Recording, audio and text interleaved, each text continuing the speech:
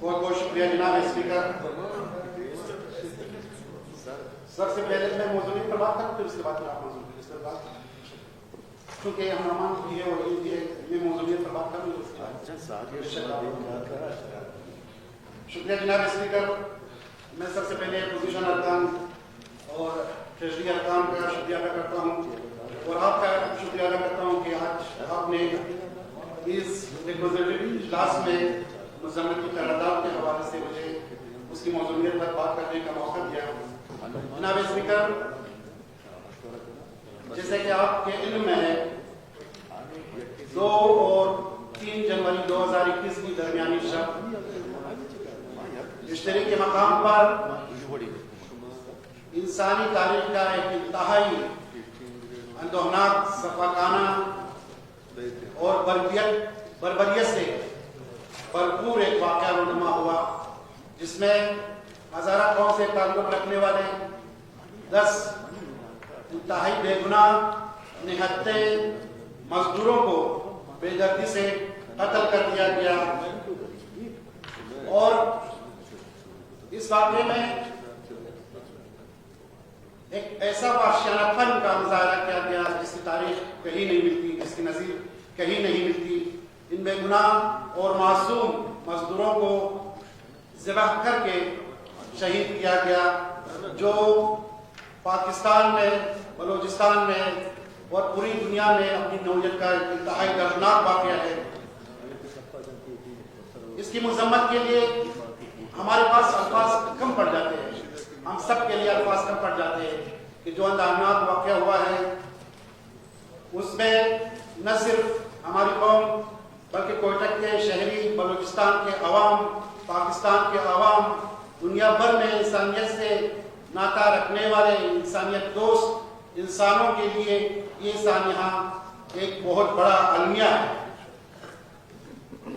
جناب اسپیکر, یہ سانحہ ہزارہ قوم کے لیے نیا نہیں, بلوچستان کے عوام کے لیے نیا نہیں. گزشتہ 22 سالوں سے جس کرب سے ہماری قوم گزر رہی ہے یہ اس کا تسلسل ہے. آپ نے دیکھا کہ کوئٹہ شہر, بلوچستان کا ہر علاقہ, یہاں کی ہر سڑک, یہاں کی ہر گلی, یہاں کا ہر بازار ہمارے قوم کے نہتے مزدوروں, سبزی فروشوں, انجینئرز, وکلاء, حتیٰ کہ خواتین کے خون سے بھرے پڑے ہیں. ہر جگہ ہمارا خون بہایا گیا. اگر اس کا پس منظر دیکھیں جناب اسپیکر, ہمارا یہ صوبہ, ہمارا یہ شہر قبائلی, قومی, مذہبی اقدار کا ایک امین شہر تصور کیا جاتا تھا. یہاں پر کسی بھی حوالے سے کسی بھی طرح کی نفرت نہیں ہوتی تھی. امن کے حوالے سے کوئٹہ کا نام لیا جاتا تھا. پورے ملک سے لوگ یہاں آتے تھے. ہماری رواداری, ہماری بردباری, ہماری مہمان نوازی کی تعریفیں ہوتی تھی. لیکن آپ نے دیکھا کہ ہمارے بدخواہوں نے اس شہر کو مقتل بنا دیا ہر کسی کے لیے اور بطور خاص ہماری قوم کے لیے. اگر ہم اس کا پس منظر دیکھیں کہ جو خطے میں انقلابات رونما ہوئے, خصوصاً 1978 اور 1979 کے جو اہم انقلابات 2 ممالک, ہمسایہ ممالک میں آئے, ان کے نقصانات اور ان کے منفی نتائج ابھی تک ہم بھگت رہے ہیں.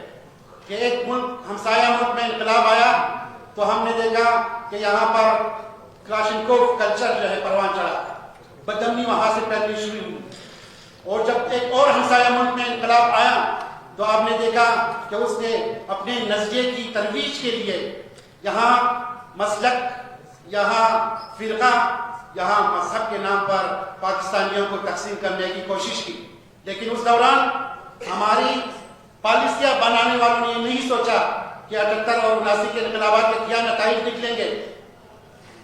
ہماری خارجہ پالیسیاں, ہماری داخلیہ پالیسیاں اس دوران مکمل طور پر ناکام ہوئی. اور آپ نے دیکھا کہ پنجاب سے لے کر سندھ تک, پنجاب کے ہر شہر میں سندھ کے ہر شہر میں فرقہ واریت کے نام پر ایک آگ بھڑکائی گئی، خون کی ہولی کھیلی گئی، اس وقت تک بھی ہمارا یہ صوبہ پرامن تھا، ہمارا یہ شہر پرامن تھا، کیونکہ یہاں پر قبائلی روایات، قومی اقدار اپنی اوج پر تھا، اپنے پیک پر تھا۔ ہم ایک دوسرے کے ساتھ سماجی رشتوں میں بندھے ہوئے تھے، اقدار اور ویلیوز میں ہم لوگ بندھے ہوئے تھے، ہم ایک دوسرے کا احترام کرنا جانتے تھے، ہم ایک دوسرے سے محبت کرنا جانتے تھے۔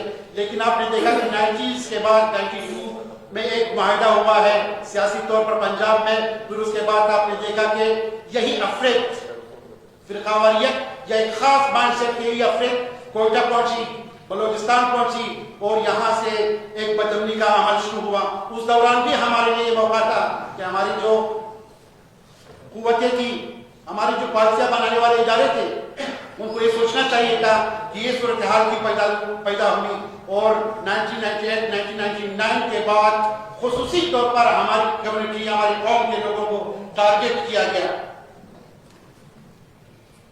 جناب اسپیکر، اب سوال یہ ہے کہ گزشتہ 2 دہائیوں سے جو نسل کشی ہماری ہوئی، ہماری ماؤں، ہماری بہنوں کے آنسو خشک ہو گئے، ہم مزید نہیں رو سکتے، ہمارے جوانوں کے کاندھے تک چکے ہیں، ہم مزید لاشیں نہیں اٹھا سکتے، بہت اٹھا لیا ہم نے۔ اب اس اسمبلی میں جہاں پر ہمارے لوگوں نے ہمیں ووٹ دے کر، مینڈیٹ دے کر بھیجا ہے، اس مقدس ایوان کو چلانے کے لیے جو ایک مقدس کتاب ہے جسے ہم آئین کہتے ہیں، اس میں واضح طور پر یہ لکھا گیا ہے کہ عوام کی جان و مال کا تحفظ ریاست کی ذمہ داری ہے۔ تو سوال یہ ہے کہ ہم اس مقدس ایوان میں بیٹھے ہیں، ہمارے شہداء کی مائیں، شہداء کے والدین ہم سے یہ سوال کرتے ہیں کہ ان کے شہداء کے قتل کے ذمہ دار کون ہیں اور ان کو کفایت کردار تک کب پہنچایا جائے گا۔ مختلف واقعات میں انگنت جو ہمارے زخم ہیں، ہماری قوم کے لوگوں کے جو زخم ہیں، ان پر مرہم کون رکھے گا، اور آج تک کیوں نہیں رکھا گیا؟ 2 دہائیوں سے ظلم اور غربت کے جو پہاڑ توڑے گئے، اس پہاڑ کے نتیجے میں، اس ظلم و غربت کے نتیجے میں صرف یہ نہیں ہوا کہ ہمیں ہمارے لوگوں سے جسمانی طور پر ہمیں جدا کیا گیا ہے، پھر اس کے آپ مضمرات دیکھیں کہ آج بھی ہمارے لوگ بازار نہیں جا سکتے، ہمارا معاشی قتل عام بھی اسی دوران ہوا، ہمارا تعلیمی قتل عام بھی اسی دوران ہوا، ہمارے سماجی رابطے کوشش کی گئی کہ ہمارے سماجی رابطے یہاں کے اقوام اور یہاں کے لوگوں کے ساتھ منقطع کیے جائے، یہ بھی اسی دوران ہوا۔ اب ہمارے نوجوانوں کو روزگار، جو اس دوران 20 سالوں میں ایک شخص، ایک بندہ بھی جو ہے وہ صاحب روزگار نہیں ہوا، 20 سالوں میں روزگار کے دروازے ہمارے اوپر بند ہو گئے، ملازمت ہمیں نہیں مل رہی، تعلیمی اداروں سے ہمارا ناطہ ٹوٹ گیا۔ تو یہ سب کچھ، یہ سارے سوال ہماری قوم کا ہے، ہم سب سے ہے، اس مقدس ایوان سے ہے کہ ہم اس کے لیے کیا کرنے جا رہے ہیں، ہم کیا کر سکتے ہیں۔ اور جناب اسپیکر،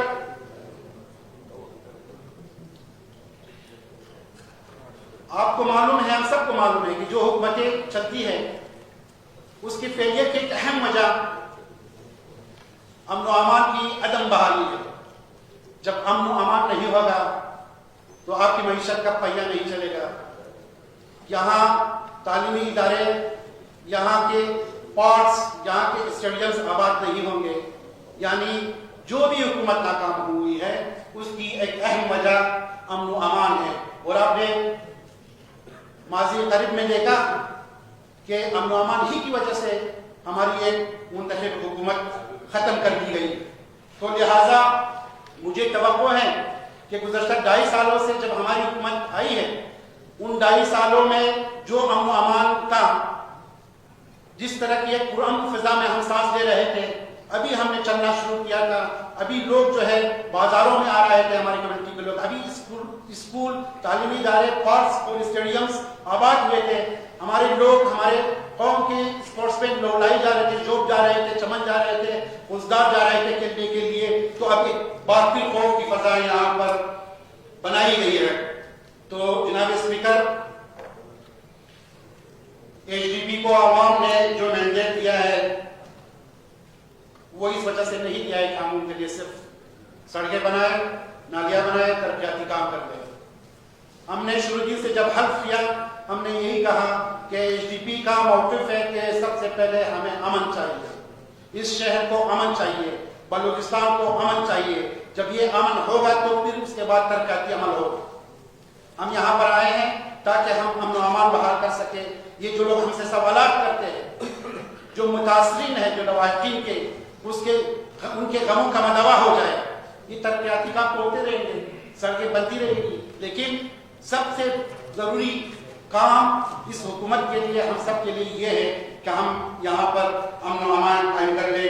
مجھے توقع ہے کہ جو ہماری حکومت ہے اس دوران جو یہ سانحہ ہوا ہے اندوہناک مچ کا، ہم مسلسل رابطے میں ہے اپنے حکومتی ارکان سے. ہمارے حکومت کے جو ہیڈ ہے اور سیکورٹی اداروں سے، انہوں نے ہمیں جس طرح کی یقین دہانی کرائی ہے، مجھے توقع ہے کہ نہ صرف مچ کے شہداء کے قاتلوں کو کفر کردار تک پہنچایا جائے گا، بلکہ 2 دہائی سے جو ظلم ہم نے سہے ہیں، ان تمام شہداء کے لواحقین یا ان تمام شہداء کے جو متاثرین ہیں، جو مغموم ہیں، ان کے مجرموں کو بھی کفر کردار تک پہنچایا جائے گا. بلکہ میں یہاں پر اس ایوان میں یہ مطالبہ کرتا ہوں، یہ اپیل کرتا ہوں کہ اس کے لیے ایک ٹروتھ کمیشن بنایا جائے تاکہ پتہ چلے کہ کیوں ہوا یہ سانحات کیوں ہوا ہے اور اس کی روک تھام ہم کیسے کر سکتے ہیں. مجھے توقع ہے یہاں پر ہمارے وزیر داخلہ صاحب بیٹھے ہوئے ہیں، ہم نے اپنے حکومت کے ہیڈ سے بھی یہی بتایا، سیکورٹی اداروں کو بھی بتایا کہ ہم مزید لاشیں نہیں اٹھا سکتے، ہمارے کندھے تھک چکے ہیں، اور جو واقعات خدا نخواستہ کو ہوں گے اس کے تدارک کے لیے ایک ایسی پالیسی ہم بنائیں. یہ ہم سب کا مشترکہ فرض ہے. مجھے امید ہے، مجھے توقع ہے کہ یہاں حکومتی ارکان جو بیٹھے ہوئے ہیں، جو یہاں اپوزیشن کے ارکان بیٹھے ہوئے ہیں، یہ سب ہمارے غم میں برابر کے شریک ہے. میں اس فلور پر شکریہ بھی ادا کرتا ہوں کہ جو سانحہ مچ ہوا ہے اس میں ایک یکجہتی کا جو مظاہرہ ہوا ہے ہماری اقوام کے حوالے سے، ہماری پولیٹیکل پارٹیز کے حوالے سے، کہ وہ ہمارے درد میں، ہمارے غم میں برابر کی شریک رہی ہے. میں شکریہ ادا کرتا ہوں کہ اتحاد اور یکجہتی کا ایک عملی مظاہرہ ہم نے ہزار ٹاؤن میں دیکھا، جہاں پر ہر کوئی آیا، ہماری اشکشوئی کی. میں ان سب کا شکریہ ادا کرتا ہوں. اور جناب اسپیکر، آپ کا بھی بہت بہت شکریہ کہ آپ نے مجھے بولنے کا ٹائم دیا. جی شکریہ.